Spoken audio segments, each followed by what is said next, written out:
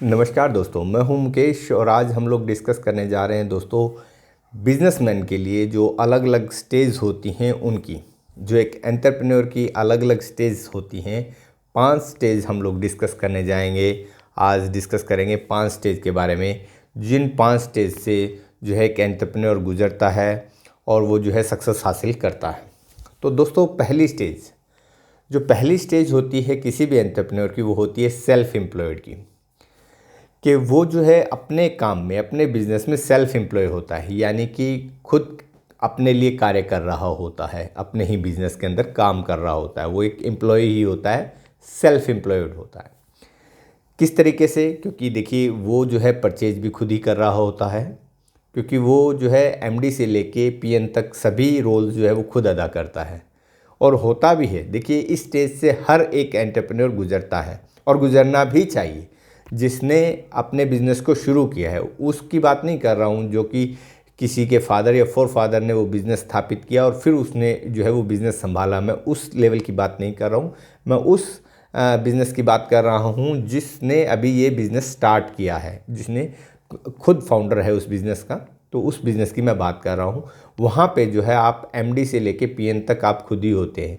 हर department आप खुद ही संभाल रहे होते हैं। परचेज आप खुद कर रहे होते हैं, प्रोडक्शन आप खुद कर रहे होते हैं, मार्केटिंग आप खुद कर रहे होते हैं, सेल आप खुद कर रहे होते हैं, अकाउंट डिपार्टमेंट आप खुद देखते हैं, कैश भी आप खुद ही देख रहे होते हैं। तो ये सारे डिपार्टमेंट्स जो है कुल मिलाकर आप ही के पास में होते हैं, यानी कि आप होते हैं एक सेल्फ एम्प्लॉयड। तो दोस्तों ये पहली स्टेज होती है किसी भी एंटरप्रेन्योर की। तो इस स्टेज से जितना जल्दी आप बाहर आ सकें, जितना जल्दी बाहर आ सकें आप आएँ और सेकंड स्टेज में आप एंटर करें। तो सेकंड स्टेज जो होती है दोस्तों वो होती है आपकी एक मैनेजर की। जब आप जो है अलग अलग डिपार्टमेंट के लिए आप जो है एक एक जो है एम्प्लॉय आप जो है निर्धारित कर देते हैं।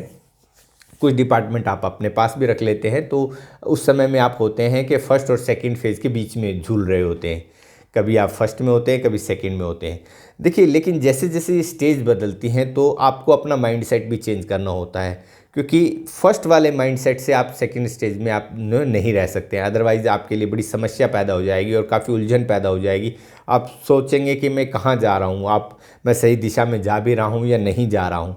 तो देखिए इन चीज़ों को आपको डिस्कस करना ज़रूरी है आपके साथ में, ताकि आपको क्लियरिटी पता हो, आपको थोड़ा आपका विज़न थोड़ा क्लियर हो जाए कि आपको कहाँ जा रहे हैं और कैसे मूव कर रहे हैं और आप सही दिशा में मूव कर रहे हैं या नहीं कर रहे हैं। तो सेकंड स्टेज आती है जब आप एक मैनेजर के रूप में आप अपने बिजनेस में जाते हैं। आप अलग अलग डिपार्टमेंट के लिए अलग अलग एम्प्लॉय रखते हैं। उस समय में आप प्लानिंग आप कर रहे होते हैं और मैनेज आप कर रहे होते हैं। दो काम आप कर रहे होते हैं। वर्किंग आप खुद नहीं कर रहे होते, क्योंकि वर्क करने के लिए आपने अलग अलग डिपार्टमेंट में एक जो है एम्प्लॉय रख लिया है। आपने जो है सेल के लिए अलग एम्प्लॉय रख लिया है, आपने मार्केटिंग के लिए अलग एम्प्लॉय रख लिया है, आपने जो है परचेज के लिए शायद हो सकता है कि कई समय ऐसा होता है कि परचेज आप अपने हाथ में रखते हैं, तो उस समय में आप फर्स्ट और सेकंड स्टेज में होते हैं।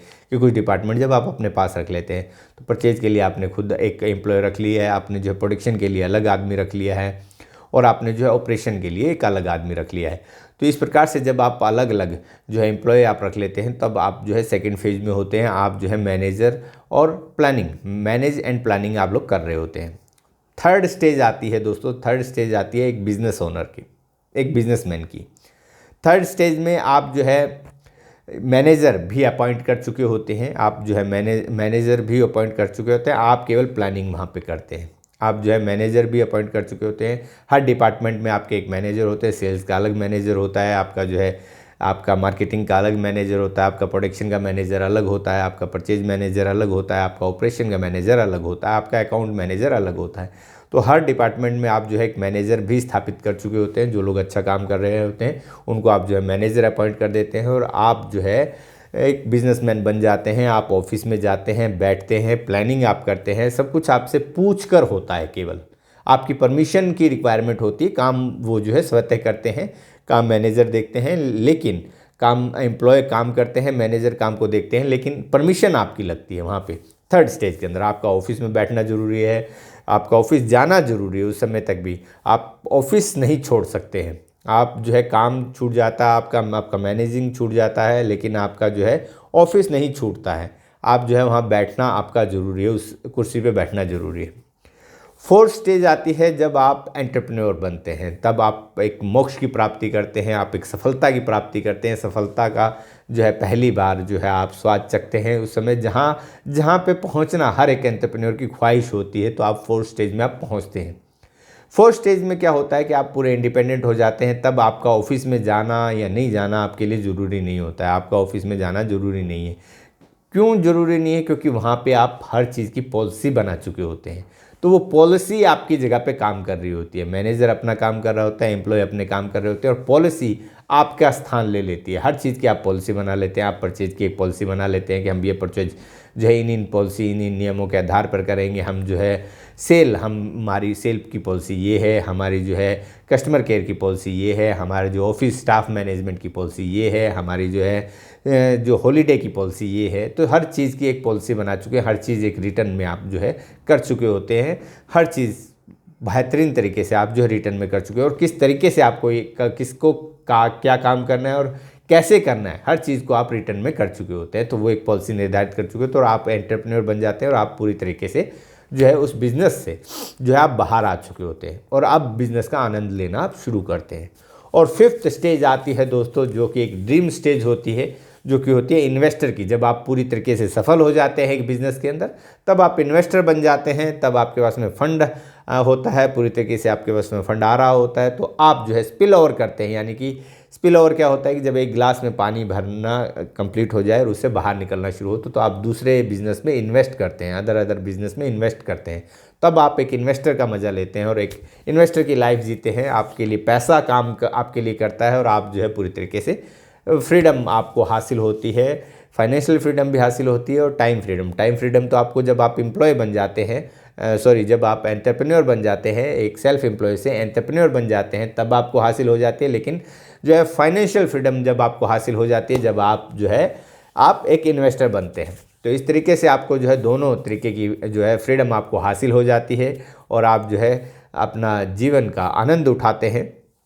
और जो हमारा जरकन का पैट्रॉन मेंबरशिप जो है वो एक इन्वेस्टर की लाइफ है दोस्तों। वहाँ पे जो काम होता है वो एक इन्वेस्टर का काम होता है। जो पैट्रॉन मेंबर है जरकन ग्रुप के अंदर, वो इन्वेस्टर की लाइफ जी रहे हैं इस समय में, जो अभी इसमें पैट्रॉन मेंबर है। अगर आप भी चाहते हैं कि पैट्रॉन मेंबर बनना चाहते हैं, तो आप भी अप्लाई कर सकते हैं। आपके पास में फ़ोन आएगा और वो जो है आपको पॉलिसी वगैरह बता दी जाएगी, किस प्रकार से आप जो है पैट्रॉन मेंबर बन सकते हैं, और किस प्रकार से आप इन्वेस्ट कर सकते हैं, और किस प्रकार से उसका ROI आप ले सकते हैं। तो ये दोस्तों ये 5 स्टेज होती हैं जिनका मैंने आपके साथ में डिस्कस किया कि किस प्रकार से आप इन 5 स्टेजों से गुजरते हैं। एक बिजनेसमैन को इन 5 स्टेजों से गुजरना होता है। तो आज के लिए इतना ही दोस्तों। अगले वीडियो में फिर से हाजिर होंगे एक नई अपडेट के साथ में, एक नई इन्फॉर्मेशन के साथ में।